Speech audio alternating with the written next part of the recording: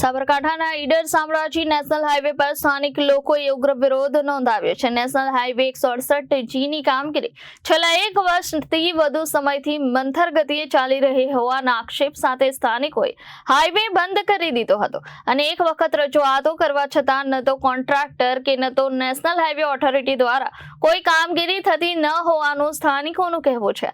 Highway બંધ થતાં જ પોલીસ તંત્ર દોડતું બન્યું અને સ્થિતિ પર કાબુ મેળવ્યો હતો.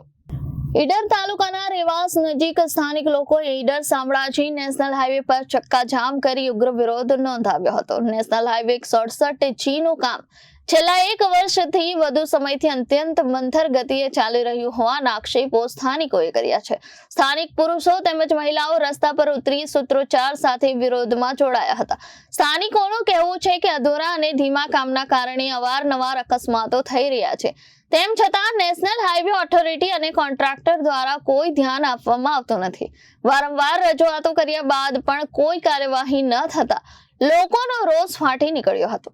હાઈવે બંધ થતા વાહન વ્યવહાર પર અસર પડી હતી, જેને લઈને ઈડર પોલીસ તાત્કાલિક ઘટના સ્થળે પહોંચી અને વિરોધ કરી રહેલા લોકોને હાઈવે પરથી દૂર કર્યા હતા. જોકે સ્થાનિકોમાં દિન પ્રતિદિન નેશનલ હાઈવે ઓથોરિટી તેમજ કોન્ટ્રાક્ટર સામે ભારે રોષ જોવા મળી રહ્યો છે. Reporter Nilesh Joshi, Janadesh news, Sabarkantha.